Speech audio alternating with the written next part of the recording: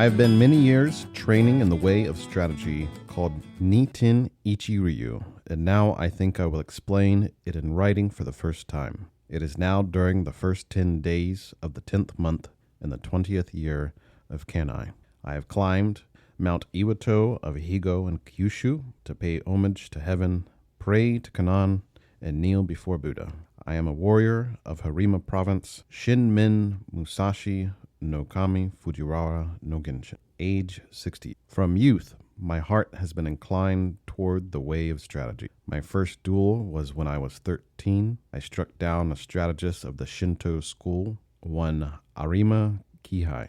When I was 16, I struck down an able strategist, Tadashimi Akiyama. When I was 21, I went up to the capital and met all manner of strategists, never once failing to win in many contests. After that, I went from province to province, dueling with strategists of various schools, and not once failed to win, even though I had as many as 60 encounters. This was between the ages of 13 and 28 or 29. When I reached 30, I looked back on my past. The previous victories were not due to my having mastered strategy. Perhaps it was natural ability, or the order of heaven, or that other schools' strategy was inferior. After that, I studied morning and evening, searching for the principle, and came to realize the way of strategy when I was 50. Since then, I have lived without following any particular way. Thus, with the virtue of strategy, I practice many arts and abilities, all things with no teacher. To write this book, I did not use the law of Buddha or the teachings of Confucius, neither old war chronicles nor books on martial tactics. I take up my brush to explain the true spirit of this Ichi school as it is mirrored in the way of heaven and Kannon. This time is the night of the 10th day of the 10th month at the hour of the tiger. End quote. And that is from the Thomas Cleary translation, Musashi's Book of Five Rings. Welcome to the Deep Dive Book Club podcast. I'm Leo. I'm Joel. You can reach out to us at deepdivebookclub@gmail.com. And for anyone just tuning in, this podcast is centered on having long format discussions about books we have read or books that we are in the process of reading. We dive into both fiction and nonfiction books. The only thing better than reading a good book is having a great discussion about it, and we want to include you in the conversation. Today we'll be diving into the Book of the Five Rings, a renowned book that has stayed fresh for almost 400 years. The Book of Five Rings is a 17th century treatise on strategy, martial arts, and philosophy written by a legendary Japanese swordsman, Miyamoto Musashi, in between 1643 and 1645. It is structured into 5 sections: earth, water, fire, wind, and void, each representing different aspects of combat, life, and strategy, inspired by various Buddhist and Shinto element concepts that culminated in Musashi's thought process. And we'll get deeper into that. Yeah, we'll be doing a lot of deep diving on that. So first, let's talk a little bit about Musashi himself. Miyamoto Musashi was a masterless samurai who made his way as a duelist and independent teacher of martial arts. Later on in his life, he would work for various clans, but he started off making his own way. As you heard in the cold open, he had his first duel when he was 13 and had his last duel around age 29. Altogether, he claims to have had 60 duels and never to have lost. The biographical information that we have of him is mostly from his own account, and that's found in the opening of the Book of Five Rings that we just read to you from the Thomas Cleary translation. We have little information to go off of other than what he has provided himself about his own life. There are other possibly legendary mythological details about his life, such as that he never cut or combed his hair or took a bath. The logic of never taking a bath was that he was never able to be caught off guard while bathing. It is also said that he lived an ascetic warrior lifestyle for his entire life. Such biographical writings about him names his father as Shinmin Munisai, who was an accomplished martial artist and highly skilled practitioner of swordsmanship, and of a weapon called a jute. Joel, have you trained with a jute? I've trained with a jute before, especially when I was doing Gyoku style martial arts training. And the way that we looked at a jute is it is both a weapon and a badge. So in order to be given a jute or to have a jute out in the open, that's like having a law enforcement badge. And typically a lot of the katas or the movements that you would have with a jute, the first is to hold it forward and present it both as a defense system, because now you have a weapon in between you and the enemy, but it's also a, do you want to continue fighting? Because if you strike me down, you're striking against the emperor, or you're striking against whatever daimyo is in charge of that province. Right. And for the listener, Joel has some extensive martial arts training. He's done some training in Japan itself. Definitely much more martial arts exposure than I've had.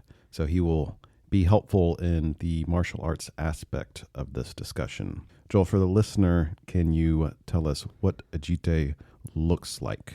It looks like a two-pronged fork. So you have the main initial prong, which is much longer, and then it has almost like a half trident pointed out 90-degree angle piece of metal that was used as a anti-sword mechanism, so that you can catch the sword in between the two forks and twist it to twist the sword around. So when I was looking at images of it, they looked really cool.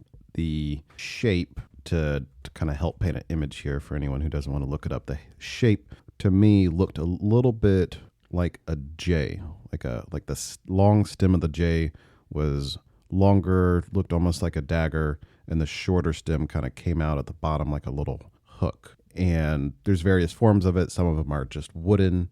The other way I can think to describe how it looks, people might be a little bit more familiar with a sai, with the two prongs at the bottom. Anyone who knows Ninja Turtles, there's the one Ninja Turtle who's Raphael, who's got the two sais. There's two hooks at the bottom. It's not quite the same thing, and it's not from the same origin of weapon, but it looks like a sai with only one hook at the bottom. And not quite it, but that's pretty close. Yeah, and that secondary hook is much longer than you would find on a sai. Right. Now, one thing I read, and we'll get back to Musashi's biographical information here in a second. One thing that I was reading is that the jite is not necessarily used initially. It's used when the two longer swords are clashing, and then you go in and you grab the sword. Is that correct? Have you seen that? It depends on the context, because in some cases, no sword is allowed in certain areas. In a royal palace or in some daimyo's domicile, typically no sword is allowed to be in that region. And so you were only able to be armed with a jute or other type of weapon. So if someone was coming to kill or assassinate that person, it would be people armed with sais or bows against the swords. And we would practice in the way that you would historically use it. You do have jutes being used against swords, so like a one-on-one, but also to break up sword fights. And it would be, so you could be wielding it by itself, but also it's kind of like an offhand, along with your other hand holding a sword or other weapon. Yes. Okay. And there's plenty of historical context where that was the only weapon that they had at the time, because they weren't allowed to be holding a sword. Right. Other thing I was reading about it, because this was a fascinating kind of dive on its own, is that hook was used also not just for manipulating the other person's weapon, but for grabbing onto their clothing and manipulating joints. Yes.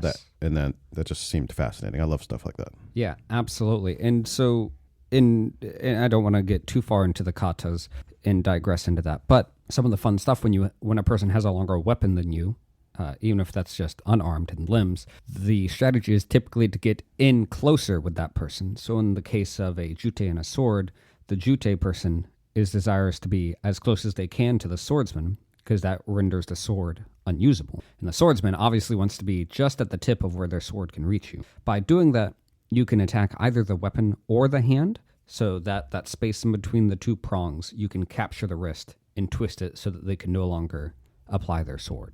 Right. Okay, so that's a little bit of a digression on the jite. Let's get back to some basic biographical information on Musashi. I did want to bring up the jite just because I think it's relevant for some later discussion. But like we were saying, his father, if the research that's been done is correct, was Shinmin Musashi, and he himself was an accomplished martial artist and highly skilled practitioner of swordsmanship, and particularly of the jite. So back to Musashi. In one of his most famous duels, he arrived late on purpose to make the opponent lose his temper. This was at an island that they met at to do the duel. One source I read said that they had set the duel for a year ahead in time. Another source I read was saying that it was the next day. So again, this is all legendary information. I saw a really cool painting depicting this duel where Miyamoto Musashi is up in the air with his two sword style. But I also I also read of this account that on the way to the duel, he carved up a oar into a bokken, a practice sword, a wooden sword, and that he used that to do a quick and decisive one strike overhead to defeat his opponent, who was using a traditional sword to do the duel. So there's various accounts of it. There's a lot of really cool traditional Japanese art depicting some of Musashi's famous legendary episodes. Yeah, I think that could be mythological or not. We don't really know, and we're never going to have a true objective truth about the history of this. Right. It was in that particular duel, the opponent was wielding a nodachi, so a much larger weapon and longer weapon than Musashi. I did read that as well. And him winning against a nodachi is probably helped accelerate the notoriety of that particular duel. Yeah.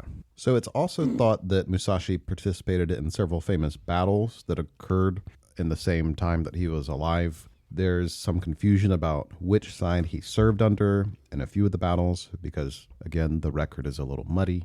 He gained fame and prominence as he grew older and focused more on teaching and learning both his own swordsmanship and art, but he also branched out into other cultural arts such as poetry, painting, and calligraphy.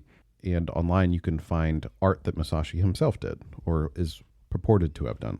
In 1643, or around that time as best we can understand, he retired to a cave where he eventually wrote the Book of the Five Rings, roughly in 1645. Just 2 or 3 months after finishing the Book of the Five Rings, he passed away. In Japanese history, Musashi is known as a kinsai. The literal translation means a sword saint. This is a title specifically given to someone who has achieved a legendary level of swordsmanship, mastery, and perfection. And I'll note on his delving into other cultural aspects or arts is that's usually expected of a swordsman or a martial artist at the time. And each culture has their own expectations of what the warrior or warrior class would do. And the Japanese is no exception to other warrior classes we can find throughout history, where one of the main things is fighting and having prowess in the martial arts. And in Japanese culture specifically, you're expected to be able to write poetry and other things like that. And that's continued nowadays, where we see heads of schools in Japan and elsewhere are expected to produce paintings or poetry or whatever else you find. And we'll see through his works here, he will also discuss finding the way through other arts, not just martial arts. And we see that applied. I think that kind of wraps up our discussion of his biographical information. We're going to take a quick break, and then we're going to jump into talking about the Book of Five Rings itself.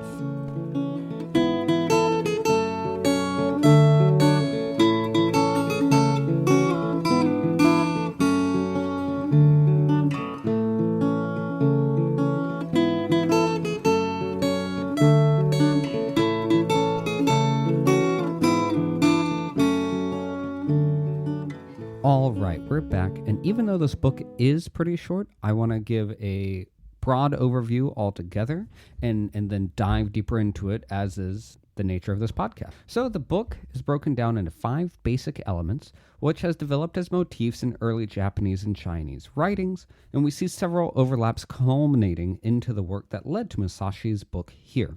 And that, of course, being earth, water, fire, wind, and void, or emptiness, and we'll get to that. So the first part, as is every single one, is usually Earth. The foundational chapter introduces Musashi's philosophy, emphasizing the importance of understanding the principles, strategies, and techniques of any chosen field, be it in martial arts, leadership, or business. It compares mastering your craft to building a house where a strong foundation of knowledge and principle is essential. After the Earth book or Earth scroll is the Water scroll. Water symbolizes adaptability, fluidity.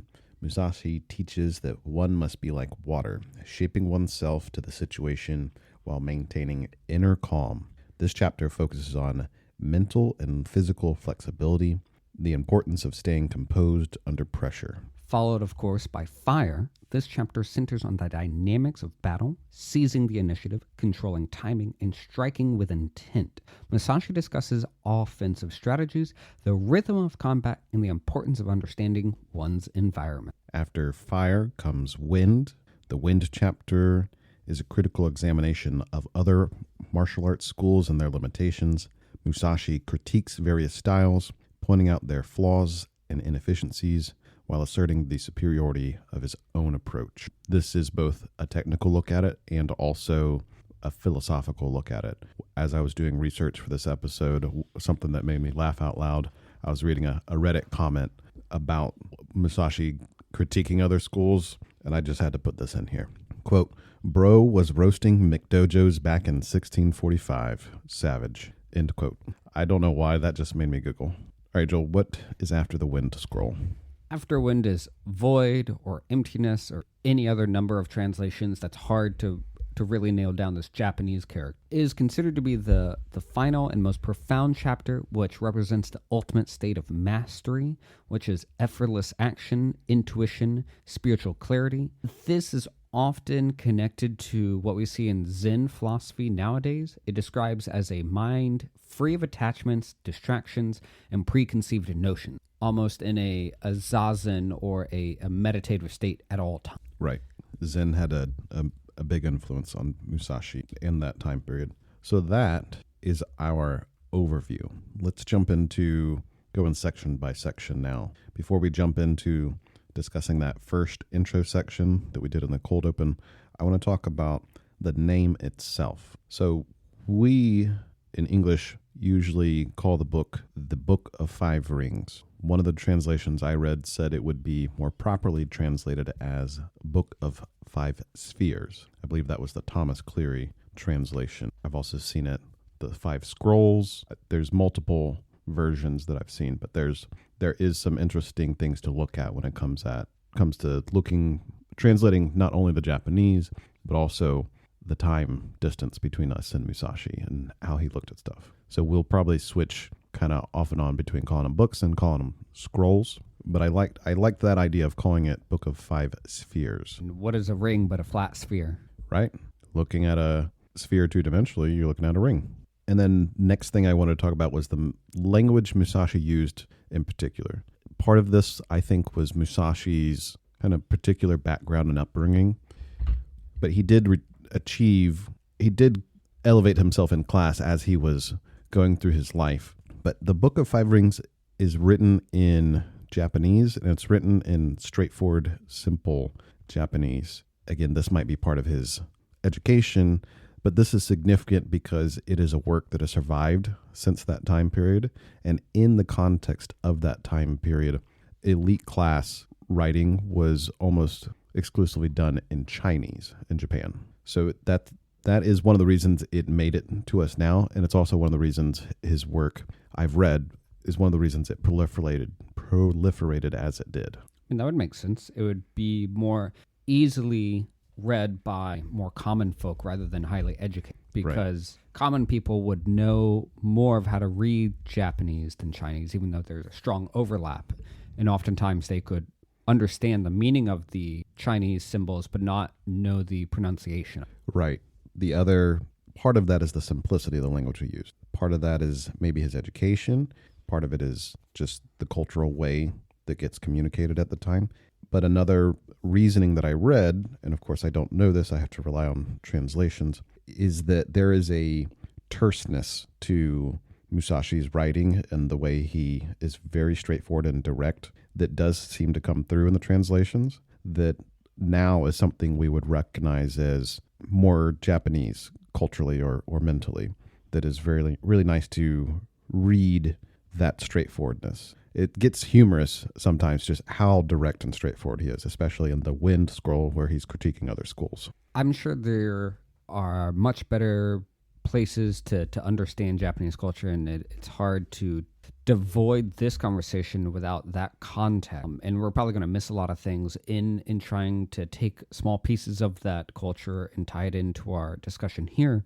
But oftentimes, both historically and currently, Japanese culture is a non-direct communication style, a non-direct language. I remember when I worked at Johnson & Johnson and we had Japanese collaborators come over, you could tell when they thought that you were wrong, not because they said, we disagree or we think you're wrong, but after you said something to them, they would say, we'll have to study that more. And I was like, oh, that's interesting. And then later, after talking with them more and more, I was like, oh, that means they think you're wrong, but they're being completely polite, which is their culture, and it has been that way. Interesting. Very interesting. So him being more direct is even more striking, is what I'm saying. Yeah, right. Exactly. I'm going to read an excerpt here from some of the preface or intro writing from the translator Thomas Cleary in one of the versions of his book. Quote, Miyamoto Musashi's work is devoted to the art of war as a purely pragmatic enterprise. Musashi decries empty showmanship and commercialization in martial arts, focusing attention on the psychology and physics of lethal assault and decisive victory as the essence of warfare. His scientifically aggressive, thoroughly ruthless approach to military science, while not universal among Japanese martialists, represents a highly concentrated characterization of one particular type of samurai warrior, end quote. That gives us, again, another kind of view into the psychology and where Musashi fits both into the history of martial arts thinking and specifically his time period. And another thing, according to Thomas Cleary, the Book of Five Rings is a great example of the centuries-long cultural influence the samurai class had on Japanese culture and the Japanese ability to take most situations with extreme earnestness and look at undertakings as life and death.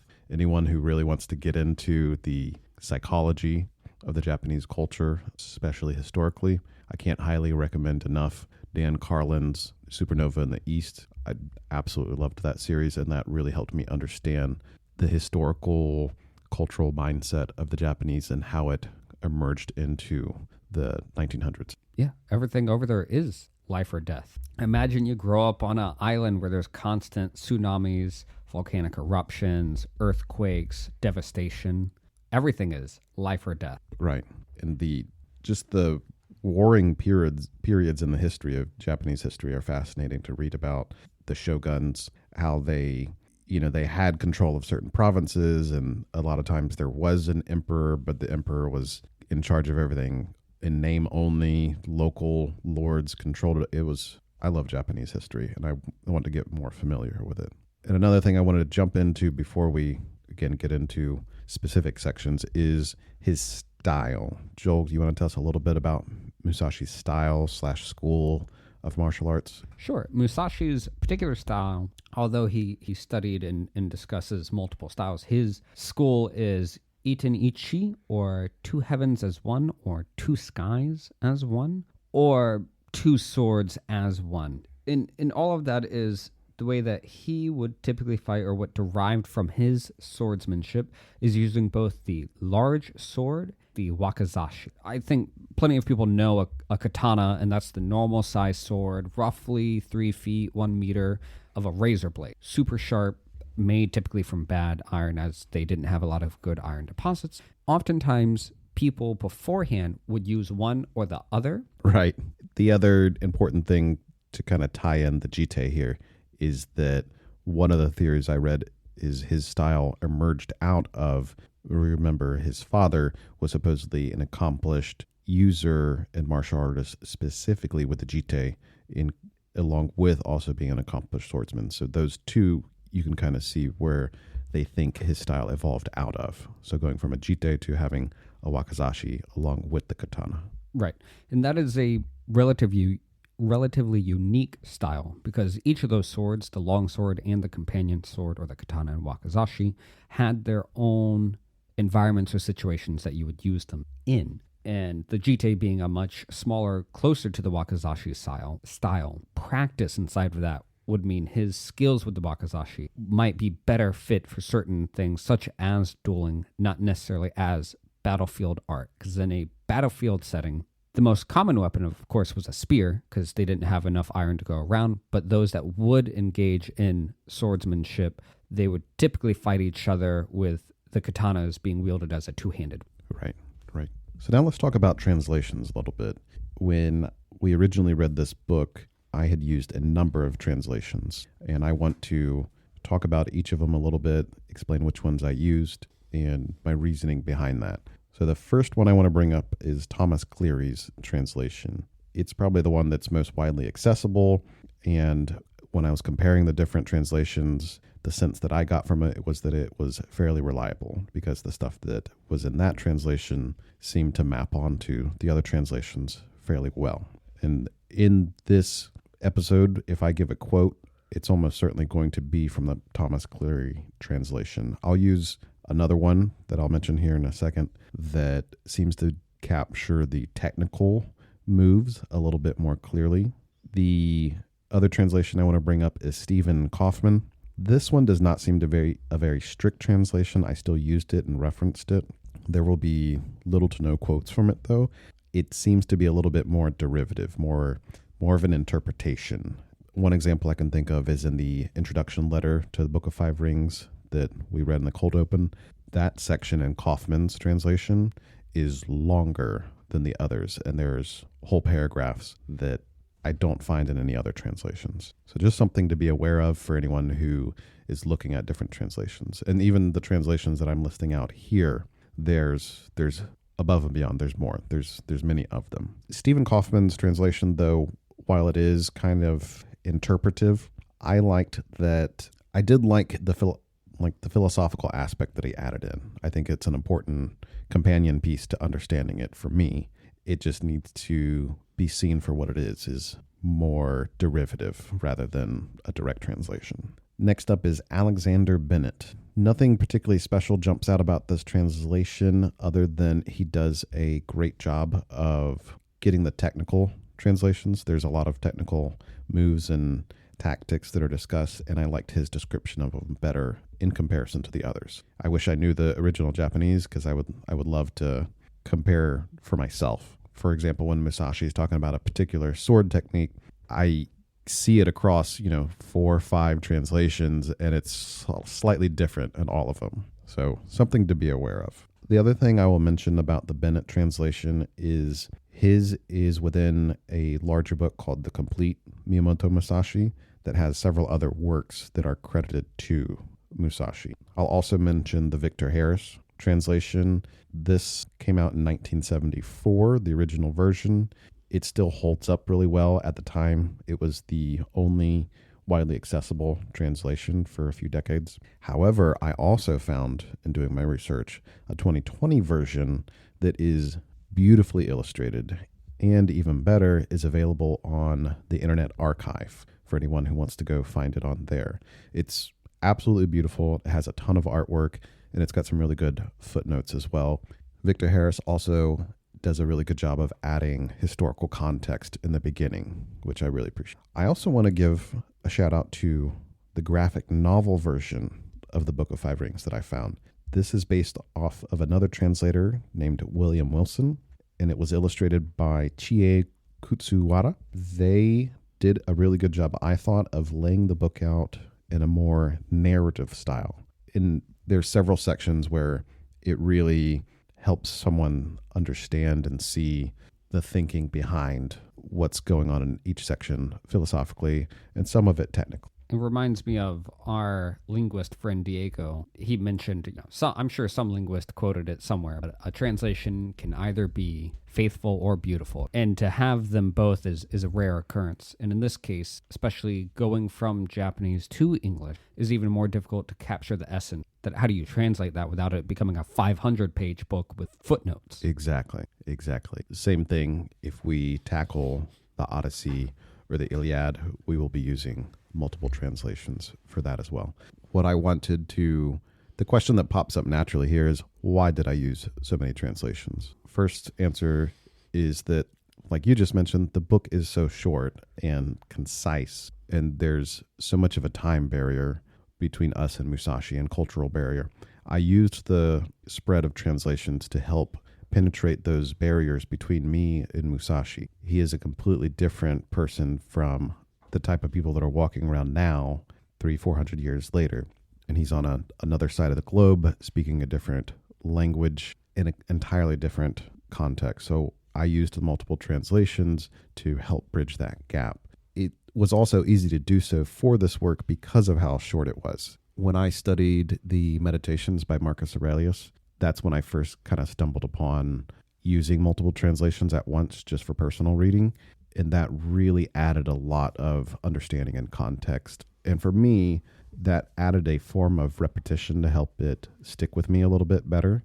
Because again, just like the Book of Five Rings, Marcus Aurelius's Meditations are so short. Side note for my linguist friend, I do agree with the idea that translations are never completely done. So, for example, in the Iliad, the Odyssey, we currently have translation, like brand new translations coming out nowadays. And I think it is very valid, and the argument for that is each time you're translating it to a new generation or a new context of both social and linguistical environment. It is nice to have multiple translations, and bringing in the in-person discussion that we had on this, having people read the different translations helped bring a lens to look at maybe more of what the true meaning was. Right. Just like you said, the linguist and martial artist friend that we have named Diego, he did a lot of translation work. And I remember him explaining that, it could be beautiful or it can be accurate. You have to make choices all along the way. Speaking of new translations being produced, there is a newer translation of the Iliad out that I've seen snippets of that I really want to get into. It looks really exciting, and I read the translator's explanation behind what she was getting into, and I feel bad I don't remember her name, but I'm very excited to dive into that. But that's a sidebar. So, getting into the initial part of the book, the introduction from Musashi, which Leo read as that cold open that we had there. You want to get into that? So in this section, we went over it in the cold open. I just wanted to talk about it a little bit here. Musashi attributes his success as a duelist not necessarily to the attainment of his martial art, but says that it likely comes from inherent skill, not deviating from natural principles, and also the shortcomings of other martial artists that he fought against. Or the order of the heaven. Right, exactly. He says that maybe that's it. Maybe this is what the heavens wanted. This is what the gods wanted. Also, translating this to one of the ways we think about the same mentality and subject matter now, the fact that he didn't just say, it's because I'm a superior martial artist, that's why I won. He attributed it to a variety of things, shows a kind of humility combined with his extreme willpower and focus on his art and swordsmanship and fighting. And we'll see that he is a very ruthless practitioner, and he advocates for a very ruthless, direct style of combat. And I really appreciated that combination of extreme willpower combined with humility. It reminds me of something I read in Good to Great by Jim Collins, which is another fantastic read. He talks about the leadership behind extremely successful companies that have sustained success over a period of time. And across all of everything he studied and comparison companies, he found the way he categorized the leadership was into 5 levels. The 5th and most successful level, he called level 5 leadership, and he defined it as a combination of humility and intense, unwavering willpower. And I think that's very fascinating, and I think that's an aspect of leadership that doesn't get discussed as much, to have those two attributes together.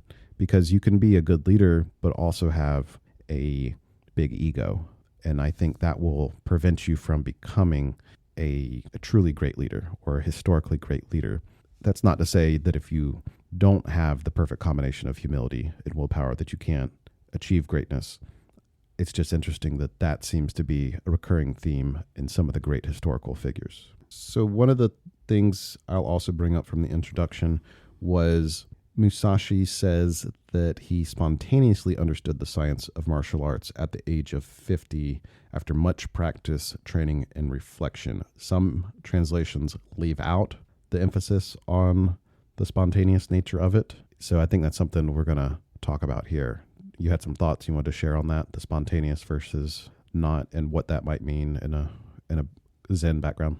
In the Buddhist background, spontaneous enlightenment was becoming more and more of a focus in the sutras or the dogmas that were developed around Buddhism. How do you obtain enlightenment? That became a question. It went through so much theological discourse and discussion and evolved over time that we can see not only in Buddhism but in other religions. And one of the answers that came to how does one become enlightened became the spontaneous enlightenment. Is it spontaneous? Is it non-spontaneous? Did he just travel along a continuum line of experience and expertise and passed a checkpoint, so to speak? I don't know.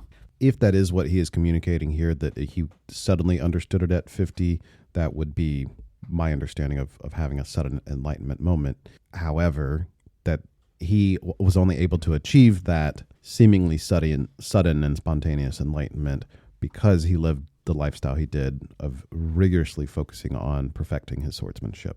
So yes, there's a spontaneous moment, but there's a lifetime of work before that. So to finish up our summary here of that introduction, again, we're not going to dive into it too deeply just because we read it verbatim in the cold open. He did most of his fighting in his teens and 20s, and then in his 30s, 40s, and 50s, those years of his life were focused on studying and perfecting his art, his style, and his other cultural pursuits. It's only at the age of 60 that he begins to have his reflections and look back, and that's when he sought isolation to examine and make conscious and explicit what he lived through and accomplished. He reflected that while swordsmanship was definitive to his life and story, he dedicated much time and attention to the arts of painting, sculpture, and poetry, which he considers an important part of his development. Yeah, in his earlier days, he talks about what his first duel was when he was 12, 13, something like that, and then his following duels, and he would travel around and challenge, leaders of different schools and different duels. And I've seen people trying to unravel the mythology behind him, where I think the statement is that he had over 60 duels and he killed over 70 people in his lifetime, but people don't quite know. Historians agree on is 17, killing 17 people in his life, including one 12-year-old boy that was the leader of one of the families. So it's generally agreed that he did kill some people in a duel and that he did kill some people on a battlefield, but we'll never truly know what that number is. Right. In some of the records of his duels, he also disabled or beat the other duelist without killing them. I think the most notable one is he used a bokken, which is the wooden practice sword, and he won. The last thing I wanted to talk about here in the introduction, I wanted to give excerpts from the Kaufman translation. These are two separate paragraphs that are sprinkled into Musashi's introduction letter that were not in the Clear and Harris. And Kaufman does not necessarily explain that he's adding in extra stuff. So here they are. Quote, "The Book of Five Rings is divided into 5 sections called Earth, Water, Fire, Wind, and Nothingness. Earth lays the groundwork for the study of the whole book. Water explains attitudes of warriorness through an understanding of strategy. Fire teaches fighting with the principles of earth and water. The Book of Wind describes the differences between my school's style and the styles of other schools. The Book of Nothingness describes the way of nature, the true mode of being," end quote. And I'm saying no thingness, the word no hyphen thing hyphen ness. Kaufman specifically puts that in there. And I do like that rendition of translating that word because that helps get across the concepts that are lying behind that word. So I do appreciate that he uses that word to help get that to the reader. Next paragraph I want to bring up from Kaufman. Again, this is in the intro. It's not in the other translations, so just something to be aware of. Quote, "It is not for everyone to be without guidance. Only a few, and they are exceptional, can make a journey to wisdom without a teacher. You must have extraordinary passion, patience, and self-discipline to make a journey alone." And then later on, "There is no guarantee that you will attain perfection. It must all come from inside you without any preconceived notions on your part," end quote. So that's the example I was talking about. Kaufman adds a lot of really good context and mental views on this. He just, in my opinion, should have done a better job of saying what is his derivation and what is the translation of Musashi. He does not separate those two. But that adds context because there is a part in the intro that Musashi writes where he says, I did these things without a teacher. Kaufman just adds on more there that kind of changes the meaning a little bit. So that's it. That's just the one little thing I want to point it out. Again, not being negative towards Kaufman at all, just be aware. Sure, yeah. I mean, it adds great flavor, especially when you read multiple translations together. Right. To understand what Musashi writes versus what the translator thought he meant. Exactly. So that's the intro. Did you have any other thoughts you wanted to add on the introduction section itself? Not that I can think of right now. I think we hit the intro pretty hard and good and thoroughly. Okay, so we're going to take another quick break, and then we're going to jump straight into the Book of Earth.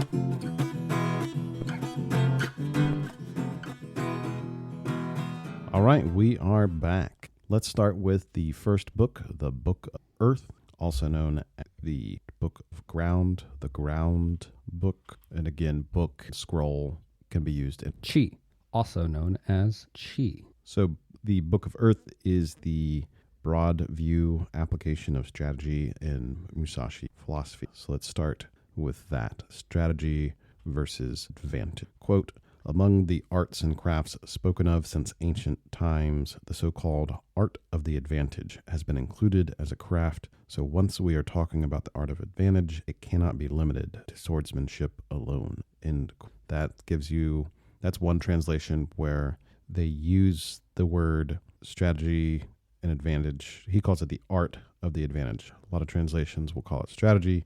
A few I've seen use advantage, but I like that phrase. That gives you, again, kind of a more closer understanding of how conceptually Musashi's using that. Strategy is a little broader and more nuanced than how we are thinking of the word in English typically, in my mind. In the way that he lays the foundation here is he lays the foundation for both building a house, and I think he uses those direct metaphors of how a craftsman will hone wood in order to build it properly and how everything requires that initial structure. We can see this broadly, in other martial arts and other philosophies that have brought to this point where you have to build a strong foundation, and the way that you do that is you become a master of one particular thing, one narrow way, and in this case, Chi, so that you can then apply other things. This is an argument to become a master of one thing, not a jack of all trades. I've seen that concept quite a bit, and that is something that people derive here.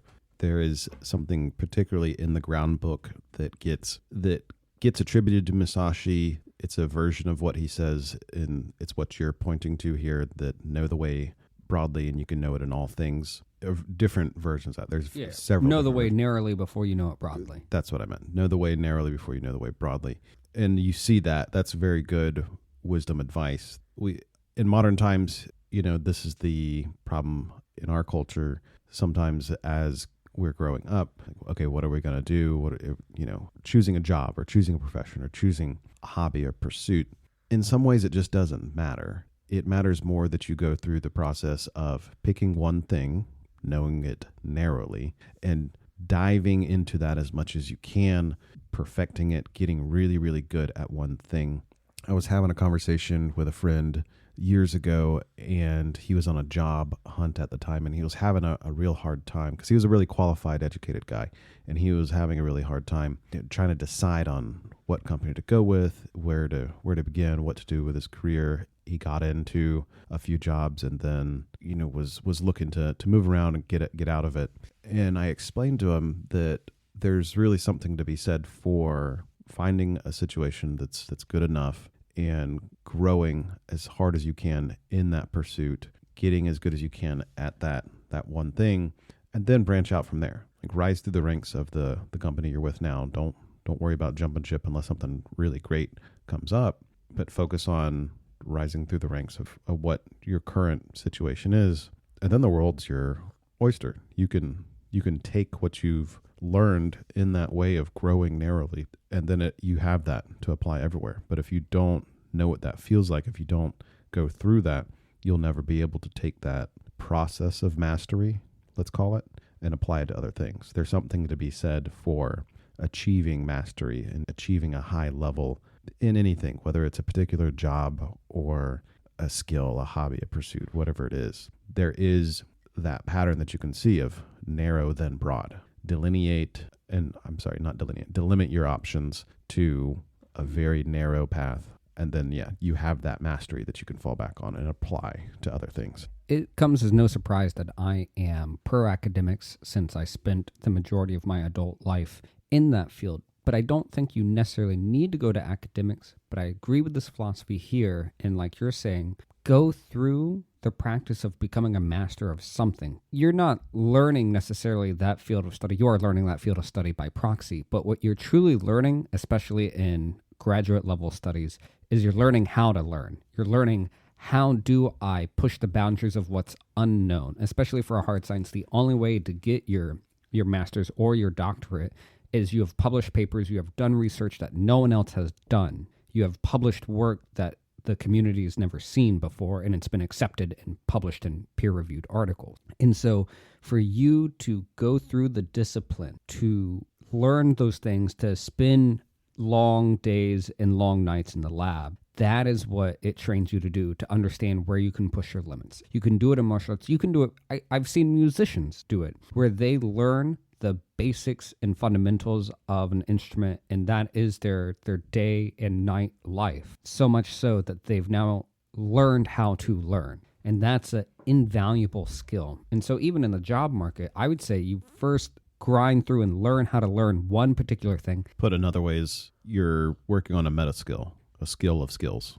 You're learning how to acquire skills. And I think our good friend and deep diver, Jessica, is a great example of that. She went to school, and now her work is completely different. She does computer work now, completely unrelated to her original degree. But because of her degree, she has such a positive outlook on how to learn new things. And she learned what she wanted to do so that she could work remotely and travel as much as she wants. Right. It's impressive. Anyways, pulling it back to Musashi, pulling it back here, building that foundation, I agree, both in a philosophical and in a martial arts way, is initially learn chi, initially learn the groundwork, initially learn the katas. And I know it sounds McDojo-y, but sometimes you just got to do that one stupid kata that you'll never use in a real fight 1,000 times so that your body becomes automated to these movements, so that you naturally step into a stance when you are in a real fight. Wax on, wax off. Yep. We learned it in the Karate Kid. So you have to do things repetitively to make it audit. And Musashi talks about that in here. And he does rage against commercial martial arts that don't practice enough and just look flashy. I really like that part in here where he's disparaging commercialization of martial arts. He says there's too much commercialization going on. It makes it too superficial. He says the emphasis for people like that is more on showmanship and flamboyance. And that, a direct quote is here, quote, amateuristic martial arts are a source of serious wounds, end quote. You see that where, someone learns just enough to be dangerous. There's a reason we have that as a saying. Someone learns just enough to be dangerous. And whether it's martial arts or not, that a novice is the most dangerous because they just have a beginning taste of knowledge. That's how it is with most things. Like when I'm learning something, like that first 10% of knowledge gain, like, oh man, I feel like I'm learning a lot. And then once you get deeper and deeper, and then you realize, no, I don't really know anything. What this section also reminded me of is Socrates complaining about sophists and sophistry. It reminded me a bit of that. Sophistry to Socrates was, hey, I'll teach you something. Never mind the underlying truth and deeper meanings behind things. I'll teach you how to talk real good, or I'll teach you how to convince other people of stuff. Never mind the underlying moral or ethical underpinnings of that. In martial arts, we would call that the Nikyu syndrome, or other arts would say the yellow belt syndrome or what have you. So you have a white belt or a Mukyu, no rank. And those people typically feel like they have that beginner mind and they don't really know how to do anything. And so you can train with them and you can teach them and all this stuff. But then once they get that first rank, they've learned just enough to accidentally hurt their training part. So if you go train with, and again, I'm talking from my experience in both Tai Chi and in Taijutsu, where if you train with a black belt, they typically don't hurt you unless they want to. But they don't hurt you because they know and trained enough to be like, this is the breaking point of your wrist and I won't go past that. But a yellow belt just knows, well, I apply this technique, but they haven't learned the anatomy, so to speak, and they haven't trained enough to know how to not hurt you. So we see the most injuries when I was training people when they were just that first rank, because they know just enough, but not enough to avoid injury. I see the same thing in barbell training. If I'm teaching someone who's a rank novice and they're a blank slate, it's beautiful, it's perfect. They can, depending on their personal aptitude, they learn pretty quickly and they can learn things the right way and the safe way. If I begin teaching someone who has a little bit of experience, but not enough or not a ton, then that's where it becomes really difficult to undo unsafe form, improper methods. It's a lot harder and they're a little bit more injury prone. It's just a very interesting pattern that you see across multiple disciplines. So another topic he talks about here is that appearances can be deceiving. Here's something from the Kaufman translation I think that's applicable here. Quote, many warriors have always relied on the look of their armor to intimidate the enemy. Do not assume that what appear to be finely crafted goods will hold up under use, end quote. In this topic that Musashi's talking about, he's reiterating that appearances can be deceiving and that you could also use appearances to deceive others, but don't mistake appearance for true measures of strength and potency. Yeah, I mean, I agree with that. Sometimes you want to use illusions, but you should also have the strength to back up whatever that. Right. This reminds me of the common adage of fake it till you make it, which is really great advice for a lot of things. But in serious or dangerous situations, the not having the underlying strength or potency, as Musashi calls it, can cause serious problems. So let's go through, there's several things in the ground book here, but let's go through what Musashi lays out, these 9 basic principles for a warrior to rely on. For people who want to learn my military science, there are rules for learning the art. We'll go through. Think of what is right and true. Practice and cultivate the science. Become acquainted with the arts. Know the principles of the crafts. Understand the harm and benefit in everything. Learn to see everything accurately. Become aware of what is not obvious. Be careful, even in small matters. And lastly, do not do anything useless. I like these. Yeah, these are great. And it reminds me of the book that we just finished, Thinking Fast and Slow, where his principle is all you see is what there is or something. Yes. What you see is all there is. Yeah, what you see is all there is. And that's a nice summary. But just saying that summary doesn't mean anything unless you've read all of the works behind that. Right. This is a portion where I can see a common, I guess it's a complaint. A common complaint I've seen online is where people say that Musashi says things that are so obvious. Why even write them down? And like you're saying, if you don't know all the other writing or thinking behind some of these things, like, well, that seems very obvious. That seems like just commonplace advice. Like that last one, do not do anything useless. On the surface, first knee-jerk reaction to that is, okay, that's good advice. Why do something useless? And this is where it really helps to go across multiple translations and sit with this stuff a little bit longer for me to dive a little deeper into what the implications are there, what Musashi's thinking about, and especially for that last one, the spiritual implications behind it. How do you make it so trained inside of you that both in a martial arts context, but in a philosophical context as well, you do that naturally? In a way that to look at this that will be nicely tied together in the last scroll is the difference between knowing something and understanding it. And the degree to which you can understand something beyond just knowing it is endless, in my opinion. And Musashi, if Musashi were to, review this thought that he's laying out here as one of his 9 principles, there's so much going on, I think, in his mind behind that it'd be hard to begin to grasp it. knowing versus understanding. Anything else you want to talk about here in the ground book? Any of these 9 principles? No, I think the 9 principles are great. I can understand why people think they're too simplistic, but I think the simplistic statement has a lot of deeper understanding to it that we bypass. In the same way, typically the truth is pretty banal and boring oftentimes. You don't understand how much goes behind it. For example, if someone comes up to you and says, oh, I want to be ripped or whatever, and you give them a basic program, unless they continue to do that week after week, they're not going to see results. It won't be fast. The truth is too boring, which is you have to train continuously, you have to eat right continuously, and all of that is just too time consuming and boring. Proper training does get pretty boring. I think another thing that this reminds me of is the advice that, well, if you're finding a conversation with someone boring, it's your problem, it's your fault. Like, find a way to make a conversation interesting if you're finding yourself bored. Have you heard that advice? And for me, that would be, you're not looking deeply enough into the other person or what they're bringing to the table as a whole person. A book that we will likely do in the future that brings to bear on this conversation is I and Thou by Martin Buber. I think that'll be a great one for us to tackle as we get a little bit better at our podcast jutsu here. But there's just an infinite amount that you can look into something. And this is kind of maybe the way my mind works a little bit to a fault. The concept behind deep diving into things that you reel me back sometimes. Okay, Leo, well, sometimes, what's there is there. You don't need to deep dive too much. I think we were talking about this the other day with a friend, and someone was like, oh, so when you're reading some stuff, you're kind of like piecing it all together in your brain and you're laying out a framework. And I was telling him, no, that's not really what's going on there. That's giving me too much credit.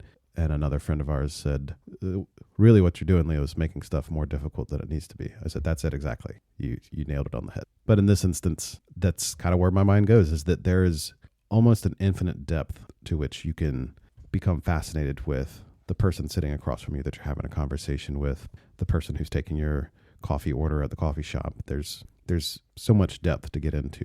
So, my thoughts. Back to the Earth Scroll. Anything else you have here?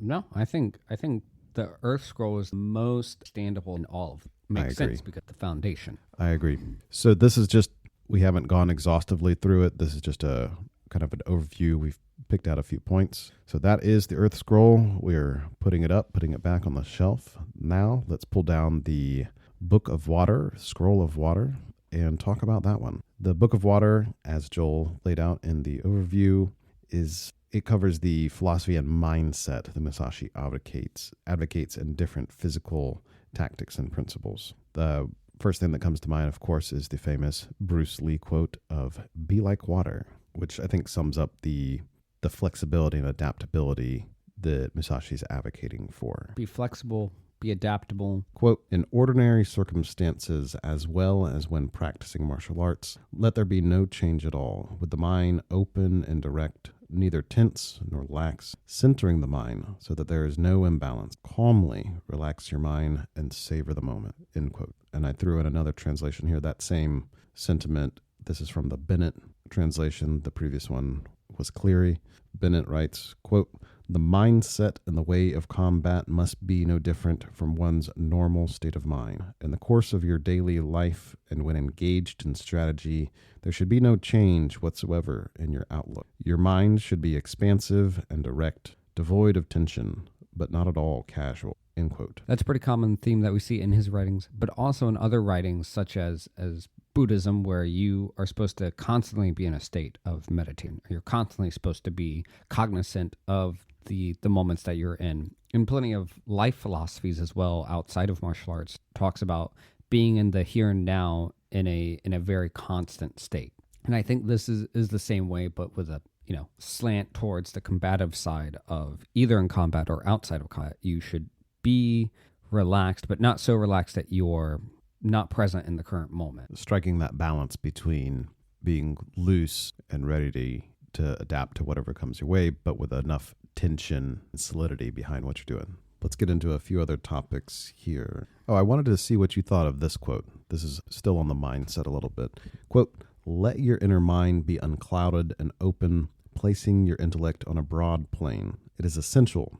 Polish the intellect and mind diligent. What do you make of that language there? Polish the mind and I presume it just means a continued education of yourself, almost like a beginner's mind. the image I'm getting here of with the polishing combined with the image of having your mind open on cloud is like polishing a mirror glass or something with a reflective surface. That makes me wonder, to what degree he's just advocating in a poetic way being unclouded versus is he advocating for some sort of reflectiveness here, a physical property, mentally reflecting on something. I'd see that, but I also, and I'm going to butcher this story, but I'll make it very short.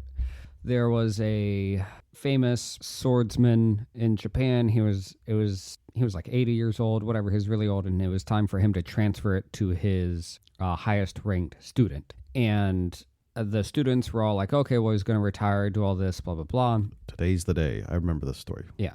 And they can't find him. Eventually, they find him in the woods, and he is cutting tatami mats, or basically practice rolled up bamboo mats. He's doing a very basic exercise. He's doing like the basic first cut that you would learn in a kendo school. And the students are all like, Master, what are you doing? It's like, still not quite right. And we see multiple types of these stories reflected in Japanese writing and in martial arts context, where you're never at perfection. You never stop learning, no matter how old you are, no matter how long you've practiced, still not perfect. And I think another very short story is some student that was like the best student, blah, blah, blah. And his sensei or his instructor would never say good. He would just say better. And that was the repeating word that he used. It's never good enough or perfect. It's only better. So a different version of polish. Yeah, so a different version of polish. And I think we see his philosophy shining through in the Sui, or the water book, where you constantly are I like that. Something else Musashi talks about here in the Water Scroll is posture and physical bearing. He says the gaze should be steady, forehead not wrinkled, but eyebrows furrowed, eyes unmoving, unblinking, slightly narrowed, chin slightly forward. Here's a quote here. Quote, the back of the neck should be straight with strength focused in the nape, feeling the whole body from the shoulders down as one. Lower the shoulders, keep the spine straight, and do not let the buttocks stick out. Concentrate power in the legs from the knees down through the tips of the feet. Tense the abdomen so that the waist does not bend. End quote. What do you think of his physical bearing that he advocates and how he says the gaze should be? That's pretty standard for sword training. We talk about this posture a lot and how you hold a sword and keeping your body in one collective unit and not sticking the butt out, not sticking the head out. Over in Japan, they would call that gaijin butt, or basically foreigner butt, because they see other nations having a bad connection in between their hip, abdomen, spine region and not keeping it connected. That reminds me of two things. First, Tai Chi, the 3 jewels in Tai Chi, the bubbling well, the center of where your weight should be, how you're standing at the feet, the pillar of heaven of lifting the spine as a single unit, and the center of rotation in your body, where that should be. And that's all focused on posture and how you should be holding your body and rotating the force that you're exerting from your body from a central point of rotation. The other thing that makes me think of is in barbell training, you have this heavy load on your back or overhead or however you're carrying it. And while you may be concentrating on manipulating that weight, one of the things that you're really focusing on and concentrating once you understand the basics a little bit better is the efficiency with which you are transferring the force of that load through your body into the ground. And we work on bracing yourself in the right way, doing the proper Valsalva, holding your spine in just the right way such that you're not losing efficiency on transferring that force through your body into the ground. Even if you're doing, let's say, a bench press or an overhead press, you're still transferring that body through you, if it's a bench press, through the bench into the ground, and a little bit through the feet overhead press, same thing. You are just doing an upper body movement, but you're still connected to the ground, and there is still a connection you can feel with the ground of pushing it away from you. Yeah, what is martial arts but the transfer of energy? How do you efficiently transfer energy from your body to another body? Right.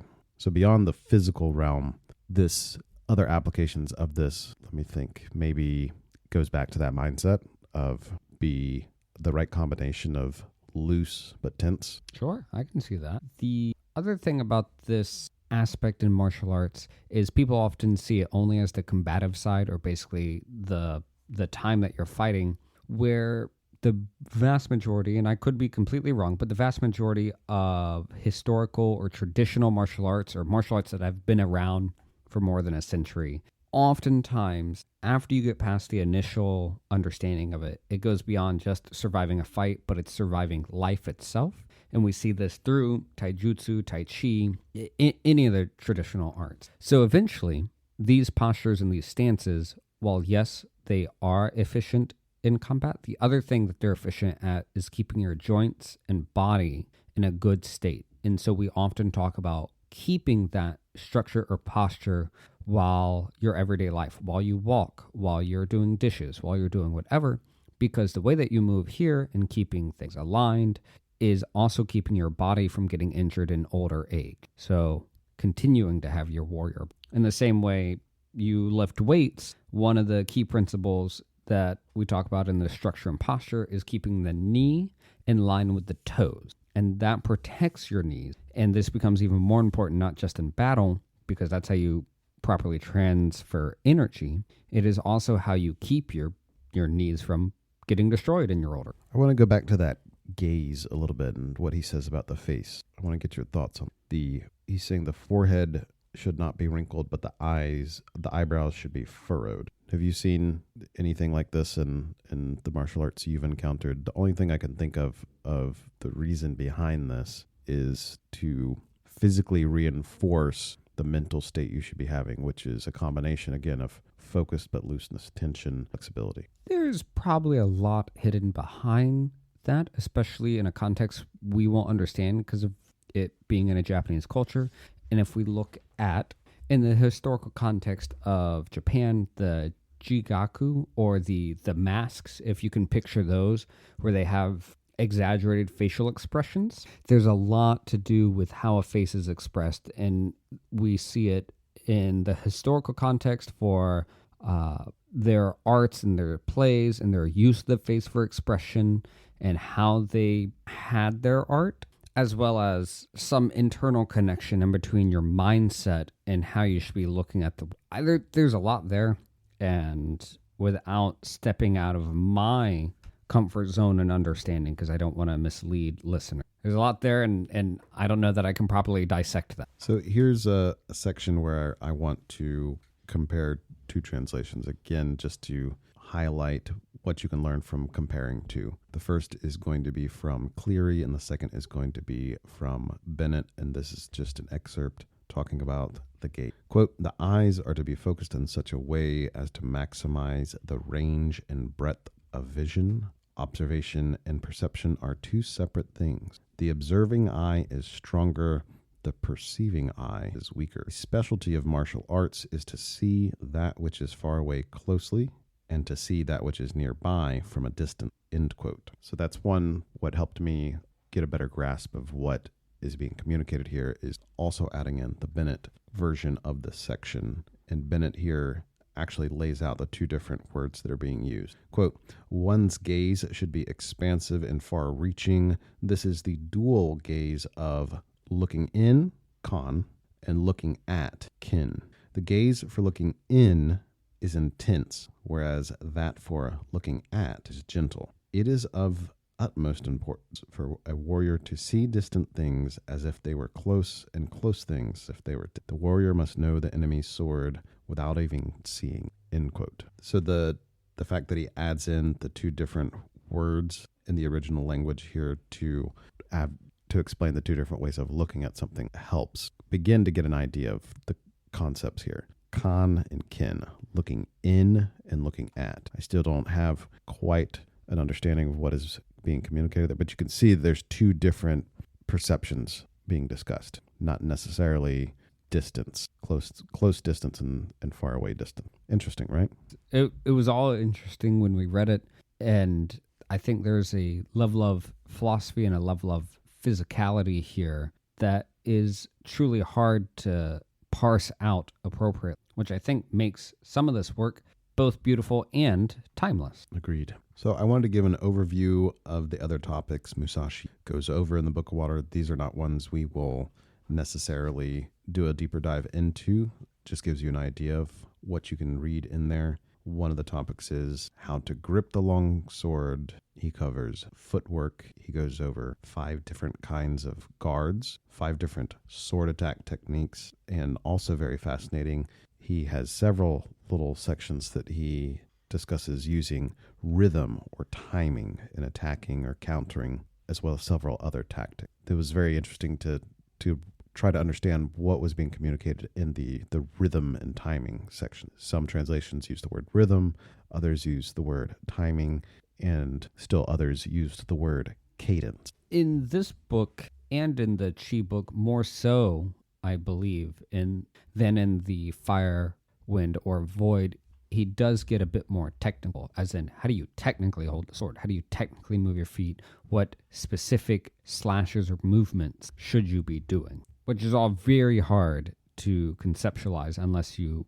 are training with. Right. That's one thing common across multiple commentaries I've read about it, is that this cannot be used in isolation this can't be used in isolation specifically for learning how to do sword work. You have to have this in conjunction with actually practicing a martial art, having someone teach you swordsmanship or martial arts. And then, only then, can this help supplement with that. This is not a standalone technical manual.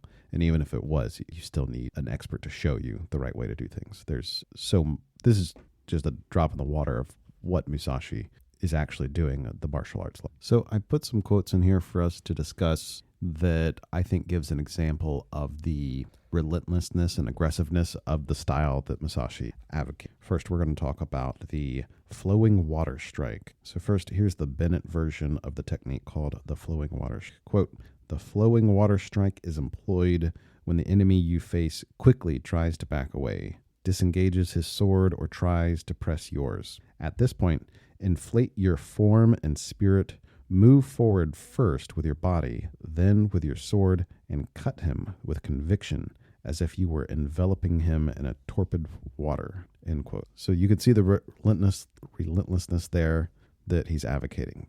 Don't stop pursuing, constantly push. And you can see why some people use this and say, okay, this is something I can use in business. You see, oftentimes people try to apply the Book of Five Rings towards business. There's something about that rubs me the wrong way. I'm not quite sure, but you can see how people get there. I also want to point out the Cleary version of the flowing water strike excerpt, again, to show the benefit of looking at the 2 translations. So for me, this version that I'm about to read is not as clear, pun intended, Cleary. So, quote, "The flowing water stroke is used when you're going toe-to-toe with an opponent, when the opponent tries to pull away quickly, dodge quickly, or parry your sword quickly.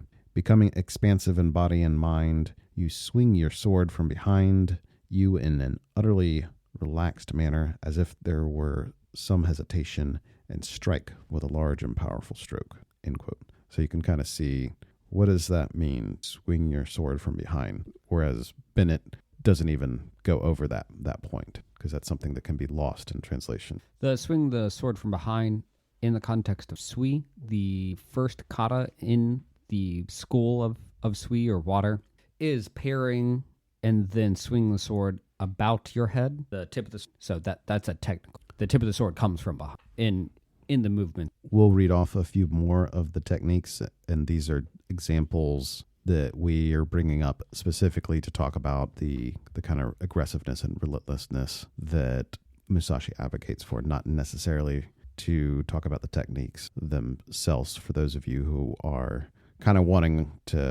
who are not martial arts enthusiasts. Let's start with 2-phase traversing cadence. These are all going to be from Bennett, because I like the way he lays out these things. Quote, "If the enemy parries or retreats as you are about to attack, feint a strike and then follow up with a second real cut just as he relaxes after backing off or parrying the first fault, end quote. You want to read us the body of lacquer and glue? I actually want to say, in the sword school of understanding Sui or the application of Sui, it is often thought of in multiple contexts of what water is. And in this case, water as a waterfall or water as a river is a constant flow. And they describe it as it can wear down mountains or wear down rocks because of the constant pressure that it gives. And in Sui, when we're talking here that parry of movement and then you followed up with a real cut or whatever, that is that constant pressure of water pushing it against. Now, moving on to the body of lacquer and glue from Bennett's translation. Quote, advance and attach yourself to the enemy, body to body. Stick steadfastly to the enemy with your head, body, and legs. Attach yourself securely to the enemy, ensuring there's no gaps between your body and his. End quote. And that fits exactly with what you were talking about with the nature of water, of constant pressure. And then last technical quote here as an example for the relentlessness and constant pressure. Quote, when engaging an enemy, always hold in mind the idea of stabbing your sword tip towards the opponent's face. This will cause them to withdraw, allowing more opportunities. End quote. Stab the face. Right. Unsurprisingly, the name of that technique is stabbing the face. It makes sense to me. That's something that you train and practice, and he'll talk about even more is playing with the enemy's eyes. I forget if that was in the fire book or the wind book, but playing with the eyes and forcing them to move back using their gait. Very similar, right. Quote, in military science, the way to learn how to take up the long sword and gain victory over others starts with using the 5 formal techniques to learn the 5 kinds of guard position, then learning how to wield a long sword and gain total freedom of movement, sharpening the mind to discern the rhythms of the path, and taking up the sword oneself. Further on, thinking unhurriedly, understanding that it is the duty of warriors to practice this science. Determine that today you will overcome yourself of the day before, tomorrow you will win over those of lesser skill, and later you will win over those of greater skill. Practicing in accord with this book, you should determine not to let your mind get sidetracked. No matter how many opponents you beat, as long as you do anything in contravention of training, it cannot be the true path. When this principle comes to mind, you should understand how to overcome even dozens of opponents all by yourself. Once you can do that, you should be able to grasp the principles of large-scale and individual military science by means of the power of knowledge of the art of the sword. This is something that requires thorough examination, with 1,000 days of practice for training and 10,000 days of practice for refinement. End quote. Makes perfect sense to me. And some of this, again, you can see how someone would say, well, a lot of this is obvious. Why does he even state this? For me, what really jumps out to me is this was sometime in 1643 to 1645 that this gets written down. There's several things in this closing section that really jump out to me. So the first one that comes to mind is just that closing right there of it being something that takes 1,000 days of practice for training and 10,000 days of practice for refinement. The difference between learning something and then understanding. Again, we see that pattern that gets laid out, and just the time scale that he lays out there really shows that level of Japanese mastery and perfection that is so admirable to observe. Another thing that jumps out for me is that this is also where you can see people getting the concept of knowing something narrowly than broadly, because he says this can be applied to individual one-on-one combat, but also this helps you understand large-scale combat. This is his version of course, it's very combat-oriented, but this is his version of knowing narrow combat and allowing that to apply to the larger army versus army or group versus group. Right. And we would see this in other books written about the principles of war or strategy, the most famous being Sun Tzu's Art of War. And you reflect that the large and small strategy are the same, or basically individual combat versus army-to-army combat is still similar philosophical stemming. A relentless attack, for example. Right. I mean, that's easy to apply both to the individual struggle and also to the large scale. Constant pressure. Constant pressure. Don't let up. The only other thing that I wanted to bring up from these closing lines here that I really enjoyed seeing was the order in which he talks about gaining over your opponents. The very first one being yourself. He's saying first, overcome yourself. First, be better than the version of yourself from the day before, and then worry about, competing with your peers, and then worry about reaching a higher level of competence and mastery. I really appreciated that. I liked seeing that. Again, it's one of those things like, well, that's obvious advice, but remember, this is 1643, 1645, somewhere in there. And also to intuit that is something I think that is also easily overlooked in modern day life as well, where you have to defeat yourself before you defeat others, or you should overcome yourself, right? We have so much ego built into us that if you can't defeat your own ego, how are you going to truly accomplish it? Exactly. That ties perfectly in with that combination of humility and willpower. Defeating yourself is a version of achieving humility, getting over yourself, getting over that ego to really tap into something deeper. So I love this book. This is fantastic. Yeah, I mean, it's a great book whether you do martial arts or not. Of course, if you do martial arts, it'll be much more interesting for you because he does delve into that idea of combat. And in many real ways, if you are becoming a different version of yourself or becoming a better version of yourself, you're killing the old version of yourself, which is also a beautiful philosophical way to envision you becoming a better person, right? I think a personal insight that I've had in difficult times is there's just one day, and I won't make a long story of it, but I was going through a very difficult period, and I had an immense responsibility placed on me. And I noticed that while I was stressed and exhausted, I was still performing well. And the areas where I was not performing that well, I quickly gained proficiency. And I had almost like a sudden enlightenment moment where these skills that are being applied here to this difficult situation, to this hard time, these aren't mine. I am the medium through which these skills and this knowledge and this experience is coming through. And for whatever reason, that was like a weight off my shoulders, immensely helpful.